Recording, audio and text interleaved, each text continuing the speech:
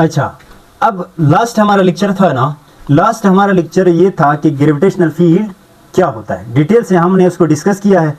आपसे गुजारिश है कि आप पहले ग्रेविटेशनल फील्ड का लेक्चर देखें, फिर यहाँ पर देखें। अभी मैं आपको पढ़ाने जा रहा हूँ ना work done and gravitational field. तो आप लोगों को ऑलरेडी पता है कि भाई ग्रेविटेशनल जब फील्ड करते हैं, वर्क करते हैं बॉडी पर, जब वर्क हो जाता है तो या तो नेगेटिव हो सकता है, या पॉजिटिव, या जीरो हो सकता है। 3 सिचुएशन है। तो सबसे पहले मैं ये लिखूँ ना, वर्क डन बाय ग्रेविटी, मतलब ग्रेविटेशनल फील्ड क्या है, gravity on the body is सुने, यहां से जमीन से आप बॉडी को सरफेस पे ले रहे हैं, ये मास m है, किसी हाइट पे ले रहे हैं। तो बताओ यहां जमीन से आप उसको ऊपर उठा रहे हैं ना, फोर्स लगा रहे हैं ना, आप फोर्स लगाते हैं, यहां पर 2 वर्क होंगे। एक आप फोर्स लगा के यहां से यहां उठा रहे हैं तो पॉजिटिव वर्क होगा, क्योंकि आप फोर्स भी ऊपर लगा रहे हैं और बॉडी भी ऊपर, हाइट ऊपर जा रही है।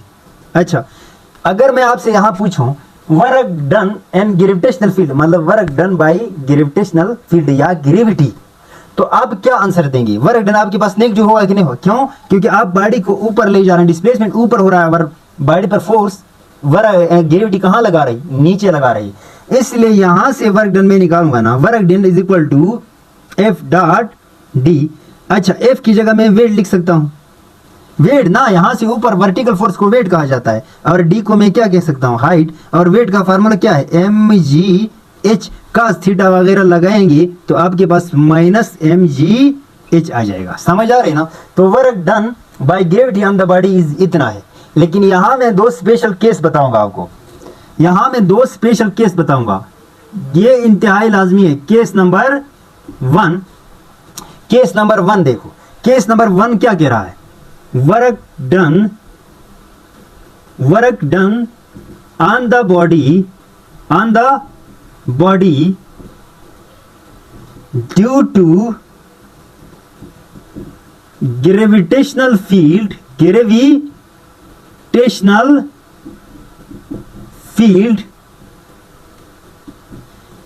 in closed path is 0। पहला कंडीशन याद रखो, मैंने क्या कहा, work done on the body due to gravitational field and closed path is 0। जब भी ग्रेविटेशनल फील्ड के अंदर आप बॉडी को क्लोज पाथ में डिस्प्लेसमेंट करा रहे हैं तो आपके पास वर्क डन हमेशा के लिए 0 होगा। ये एमसीक्यूज भी है और ये केस भी है, अपने पास नोट करके लिख लो। पर याद रखें एक बात, सुने मेरी बात समझे। सवाल ये पैदा होता है ना कि ये क्लोज्ड पाथ होता क्या है, what is closed path? Closed path किसे कहते हैं? द पाथ मतलब रास्ता, the path that has same initial and final point। क्या कहा मैंने? वो रास्ता जिसका इनिशियल और फाइनल पॉइंट दोनों एक ही पॉइंट पे हो, ऐसे पाथ को क्लोज्ड पाथ कहते हैं। आप कहेंगे सर कैसे? इधर देखें, यहां से मैंने स्टार्ट किया रास्ता को मैंने यहां स्टार्ट किया, वापस उसी पॉइंट पे आए कि नहीं? स्टार्टिंग पॉइंट भी यहां रास्ते का, एंडिंग पॉइंट भी यहां पर, ऐसे पाथ को कहते हैं क्लोज्ड पाथ। अच्छा, दूसरी बात देखो, ये भी मेरे पास क्लोज पाथ आएगी, ये भी मेरे पास क्लोज पाथ आएगा। ए से स्टार्ट हुआ वापस ए पे आया है। अच्छा, ये भी मेरे पास क्लोज पाथ है, ए से स्टार्ट हुआ वापस ए पर आया है। अच्छा, ये भी मेरे पास क्लोज पाथ है, ए से स्टार्ट हुआ वापस ए पर आया। ए से पाथ को क्लोज कहते हैं, और क्लोज्ड पाथ पे वर्क डन 0 होता है। कब?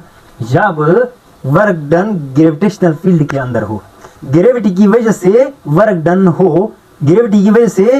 डन हो, तो तब क्लोज पाथ पे वर्क डन क्या आएगा? 0। ये एमसीक्यू याद रखना। अब आप कहेंगे सर ए से हम किधर मानते हैं? आप पहले प्रूफ कर दें। मैं इसको प्रूफ कर लेता हूं, उधर मिटाकर मैं क्या कर देता हूं, इसको प्रूफ कर देता हूं। इसका प्रूफ देखिए, क्लोज पाथ पे वर्क डन जीरो होता है तो कैसे होता है, जरा देखें।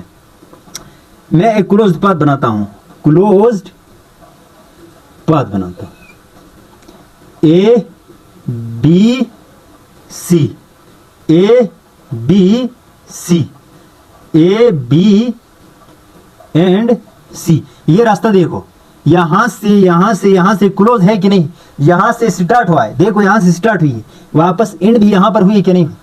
इसको मैं कहता हूं ना, इसको मैं कहता हूं डिस्टेंस 1 ऊपर, इसको मैं कहता हूं डिस्टेंस 2, और इसको मैं कहता हूं डी। भाई मैं डी कहता हूं, आप कुछ भी कहो, आपकी मर्जी, प्रूफ करने के लिए कुछ भी हो सकता है ना, आप सपोजिशन कुछ भी कर लें। अच्छा ये मास है, नजर आ रहा है ना। अच्छा अब देखें, इस मास पर यहां नीचे जमीन का वेट लग रहा है कि नहीं लग रहा है, वेट वेट वेट, जिसे मैं क्या कहूंगा, जिसे मैं फोर्स कहूंगा, वेट नहीं कहूंगा, फोर्स कहूंगा, यहाँ वेट कहूँ ना, क्योंकि वेट ही, ग्रेविटी के अंदर वेट ही काम करेगा। अच्छा ये वेट नीचे, ये वेट नीचे जोर लगा रहा है, समझ आ रही। अच्छा पहली बात, मैं 3 रास्ते हैं मेरे पास, इस केस में कितने रास्ते हैं, 1 2 3, 3 रास्ते का, तीनों रास्ते का आपने क्या निकालना है, work done, path 1, path 2, path 3। क्या कहा मैंने, पाथ 1, पाथ 1 इधर इधर इधर लिखता हूं, path 1 C to B, path 1, path 2, path 3। सबसे पहला वर्क डन निकालो, पाथ 1 का, 1 वाले रास्ते पर, 1 वाला रास्ता क्या है, 1 वाला रास्ता क्या है, work done from C to B निकालो। तो आप कहेंगे सर जी यहां पर अगर बॉडी आ जाए, यहां पर बॉडी है ना, यहां पर बॉडी है, अच्छा इस पर फोर्स नीचे लग रहा है, डिस्प्लेसमेंट उधर, तो मैं इस तरह लिख सकता हूं एफ डी कॉस थीटा। अच्छा एफ डी कॉस थीटा कितने का है, उधर डिस्प्लेसमेंट, उधर डिस्प्लेसमेंट आगे और फोर्स नीचे 90। तो पहली बात cos 90 0 होता है, work done from C to B क्या हुआ, 0। पहली बात 0 मान लिया ना आप लोगों ने। अच्छा टोटल वर्क 0 होगा, सिर्फ एक पाथ वाला वर्क 0 नहीं होगा, मैं यहां मिटा रहा हूं, देखें पहली बात इसको प्रूफ करना है ना, क्लोज्ड पाथ पे टोटल वर्क 0 कैसे होता है, टोटल वर्क की बात करना है। अच्छा path number, path 2, path 2 B to C, work done B to C is equal to सुने ये मास है, नीचे से ऊपर जा रहा है, और इस पर वेट कहां लग रहा है, नीचे, समझो कहानी, मास ऊपर जा रहा है, वेट कहां लग रहा है, नीचे, एंगल कितने का, 180 का। तो आप लिख सकते हैं एफ, यार यहां पर ना, यहां पर मैंने डी क्या लिया था, D2 लिया नहीं था ना, D2 लिया, यहां पर D1 cos थीटा। अच्छा एफ D1 cos कितना, cos 180। आप बताओ एफ D1 cos 180 -1 के बराबर होगा ना, ये इसके साथ मल्टीप्लाई कर तो -FD1 work done B to C is equal to -FD1।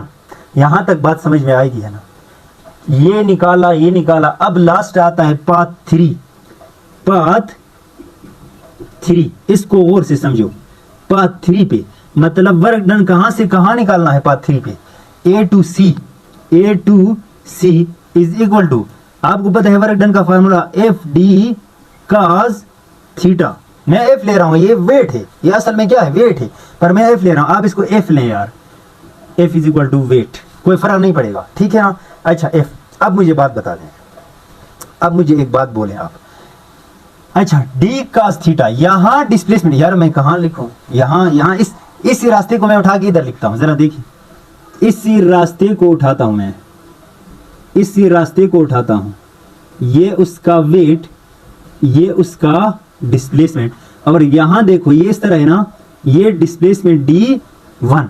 अच्छा एक बात बताओ, ये डिस्प्लेसमेंट ना बिल्कुल x पे है, ना बिल्कुल y पे है, ये डिस्प्लेसमेंट ना बिल्कुल x पे है, ना बिल्कुल y पे है। तो मैं इसके 2 कंपोनेंट बनाऊंगा, इस डिस्प्लेसमेंट के 2 कंपोनेंट, एक बनेगा ये वाला कंपोनेंट, ये वाला, और एक बनेगा इसका y कंपोनेंट, कुछ ऐसा बनेगा। इस डी के मैंने दो कंपोनेंट बनाए, एक एक्स कंपोनेंट एक वाई कंपोनेंट, तो डी का एक्स कंपोनेंट बड़ा कर लेता हूं, ये आपके पास है मास है, यहां पर लग रहा है इसका वेट। अच्छा, इसी डिस्प्लेसमेंट के दो कंपोनेंट बनाओ, इसी डिस्प्लेसमेंट की क्या बनाओ, दो कंपोनेंट। मैंने यहां से उठाया ना, ये रास्ता पूरा उठा के उधर दिया है, समझ आ रही है। इसके दो कंपोनेंट बनाओ, नजर आ रहा, इसके दो कंपोनेंट बनाओ। एक इसका एक कंपोनेंट होगा यहां पर डी कास थीटा, और एक कंपोनेंट होगा यहां पर जिसे D sine theta, X component cos theta और वाई कंपोनेंट साइन थीटा। इसके मैंने दो कंपोनेंट बनाए इस डी के, एक कास थीटा और एक साइन थीटा। अब बताओ यहां पर आपके पास क्या था, डी1। यहां से मैं एक बात लिख लूं कि भाई जितना डी1 था उसके मुकाबले में यहां इसका एक्स कंपोनेंट आता है जिसे डी कास, इसके कंपोनेंट डी कास थीटा और डी साइन थीटा। तो डी1 का क्या आता है, डी1 का कौन सा कंपोनेंट आ रहा है, डी कास थीटा। तो याद रख लो, मैं डी कास थीटा की जगह डी1 लिखूं, कोई फर्क पड़ेगा नहीं।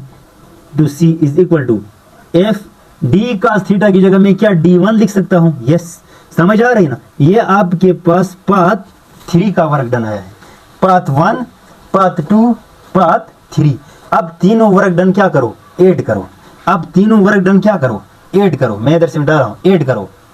अच्छा, टोटल वर्क डन बताओ। पहला पाथ 0 प्लस, अच्छा दूसरे पाथ का माइनस एफ डी 1, अच्छा तीसरे पाथ का प्लस एफ डी 1। अब हल करो, minus F D 1 plus F D 1 minus plus minus cancel, answer क्या मिला, 0। देखो यही तो हमें प्रूफ करना था कि क्लोज्ड पाथ पे वर्क डन 0 कैसे आता है। इसके बाद ये पॉइंट याद रख लो कि ग्रेविटेशनल फील्ड के अंदर क्लोज्ड पाथ में टोटल वर्क 0 होता है। टोटल वर्क क्या होता है, 0। ये हमारे पास पहला केस था ग्रेविटेशनल फील्ड के अंदर। अब मैं बात करता हूं work done in gravitational field का केस नंबर 2। समझ तो आई है ना। अच्छा, केस नंबर 2 समझ तो आ रही है ना। अच्छा, नहीं भी आई है ना तो वीडियो को रिवर्स करके दोबारा इसको प्ले कर दो। क्यों, क्योंकि अब पूछने का टाइम आपके पास नहीं है और न मैं आपकी बातें सुन सकता हूं, लिहाजा बार बार वीडियो को रिवर्स करते जाएं। अब सुने कहानी। केस नंबर 2 में क्या कह रहा है, केस नंबर 2 ये कह रहा है ना, work done an gravitational field, work done an gravitational field does not depends on path पर डिपेंड नहीं करता है, but depends on initial and final point. मैंने क्या कहा, मैंने कहा केस नंबर 2 में अगर ग्रेविटेशनल फील्ड के अंदर वर्क करना चाहते हो तो ग्रेविटेशनल फील्ड के अंदर वर्क डन पाथ पर डिपेंड नहीं करेगा, इनिशियल पॉइंट और फाइनल पॉइंट पे डिपेंड करेगा। अब कहानी समझो, मैंने यहां से कुछ चीजें उठा के ऊपर छत पे ले जाना है, अपने कमरे में जिसमें बैठे उसका छत भी होगा ना, छत पे ले जाना है। तो एक बंदा इधर से फेंकता है उधर छत पे, और एक बंदा आराम से अपने कंधों पे रख के या किसी तरीके से लेके पीछे सीढ़ियां चढ़ के ऊपर पहुंचा रहा है उसी पॉइंट पे, और एक बंदा इधर से सीधा ऊपर पहुंचा रहा है। आप बताएं वर्क डन कौन ज्यादा करेगा, जो सीधा पहुंचा रहा है या पीछे सीढ़ियों से चढ़ के आता है वो ज्यादा वर्क करेगा। तो याद रख लो, वर्क डन पाथ पे डिपेंड नहीं करता है, वर्क डन इनिशियल और फाइनल पॉइंट पे डिपेंड करता है।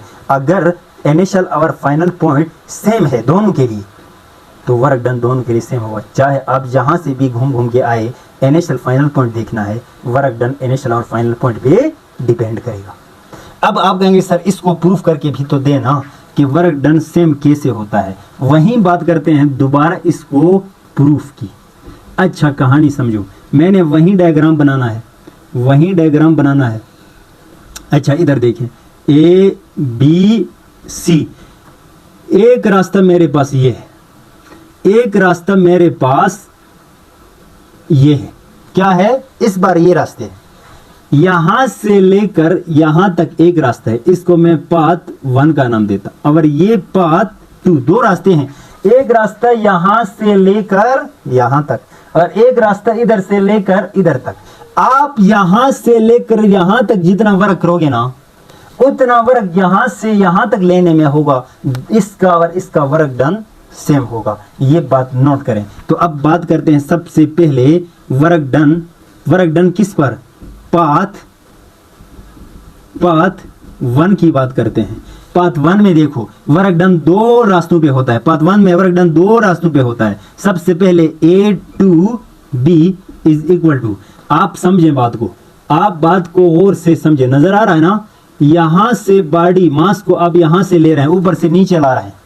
आप बताओ ऊपर से नीचे फोर्स लगी, मैं वेट को फोर्स कह रहा हूं, आप वेट लेंगे। अच्छा मैंने कहा यहां से यहां, तो यहां से यहां, मैं यहां से यहां डिस्प्लेसमेंट 2, यहां से यहां डिस्प्लेसमेंट 1 और यहां डिस्प्लेसमेंट को मैं D कहूंगा। अच्छा आप बताओ यहां से यहां लाने में फोर्स लगी है ना? हाँ फोर्स लगी है। कौन सी फोर्स है? ग्रेविटी वाली फोर्स है। पर डिस्प्लेसमेंट भी होगा ना नीचे, हाँ cos थीटा तो लगाना है ना, cos थीटा। आप बताओ FD1 cos एंगल कितने का होगा? फोर्स और डिस्प्लेसमेंट के बीच में। तो याद रख लें डिस्प्लेसमेंट भी नीचे और फोर्स भी नीचे, दोनों पैरेलल। जब दोनों पैरेलल होंगे ना, तो एंगल कितने का आता है? एंगल 0 का आता है। तो याद रख लो एंगल 0 होगा और का 0 होता है 1। का 0 किसके इक्वल होता है? 1। याद रखना इस बात को क्या कर दें? याद रखना है वर्क A to B। अच्छा अब इसका दूसरा पाथ B to C देखें, मैं यहां से मिटा रहा हूं, आप भी अपनी कॉपी में मिटाना नहीं है, आप अपनी कॉपी में पीछे कंटिन्यू करते जाएं, लिखते जाएं। अब सुने कहानी को गौर से। मैंने कहा अब वर्क डन निकालो, वहीं पाथ 1 का वर्क डन। ये आपके पास क्या है? ये आपके पास पाथ 1 है, तो 1 का B to C है ना, B to C is equal to FD, D2 है ना, D2 cos थीटा। आप बताओ FD2 cos। अब सुने, बॉडी जब ए से आ रहा है, बताओ डिस्प्लेसमेंट ए से और इस पर फोर्स के से ए से, बताओ एंगल कितने का है? 90 का है, होगा कि नहीं होगा? 90 का। तो बताओ मैं cos क्या लिखूं? 90। और आपको पता है टेबल याद करके आए हैं, cos 90 किसके बराबर? 0 के। तो टोटल वर्क डन क्या आया? Work done B to C क्या आया? आप बताओ 0। मतलब आपके पास अब total work done path along path 1 कितना आएगा? ये तो 0 हुआ, तो क्या रह गया बताओ? FD1। भाई टोटल करो ना, एक ये आया है, एक ये आया, तो ये तो 0 है, तो सिर्फ क्या आया? ये पहला पाथ चेक कर लेना है। अब पाथ नंबर 2 की बात करते हैं। किसकी बात करते हैं? पाथ 2 की बात करते हैं। पाथ 2 की बात करते हैं। किसकी बात करते हैं? पाथ 2 की। मतलब वर्क डन कहां से कहां? A to C is equal to, सुने कहानी समझे, वही बात। अच्छा वही बात वही रिपीट करना है। ये आपके पास वेट लगेगा ना, ये आपके पास वेट लगेगा, ये तो आपके पास D1 है। अच्छा ये वेट लगेगा, तो इसके 2 कंपोनेंट बनाओ। इसके एक कंपोनेंट ये वाला, एक कंपोनेंट यहाँ वेट, यहाँ पर वेट लगेगा। एक कंपोनेंट ऐसा जिसे D cos थीटा कहे ना, वही कहानी है। और ये वाला D sin थीटा। तो मैं क्या लिखूंगा? मैं लिखूंगा ना FD cos थीटा। अच्छा FD F करके D cos थीटा को क्या, इधर देखो, D cos थीटा जितना है उतना D1 है कि नहीं? सुने डी कास थीटा, इसके दो कंपोनेंट बनते हैं, एक डी कास थीटा एक D sine theta. D cos theta जितना है उतना D1 है कि नहीं, तो मैं डी कास थीटा की जगह क्या लिख रहा हूँ D1। तो ये आपके पास वर्क डन A2C आया है। अब कहानी समझो, यहाँ इस पाथ पे टोटल वर्क डन कितना हुआ FD1, और ये टोटल पाथ पे वर्क डन कितना हुआ FD1। हिंस अब आपको प्रूफ करके दिया है, प्रूफ हो गया है। Hints work done on path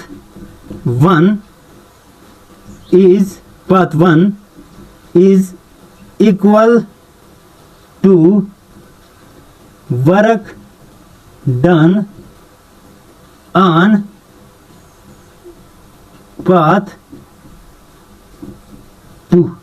work done path 1 is equal to work done on path 2। बताओ दोनों इक्वल आया कि नहीं आया, ये था आपके पास प्रूफ।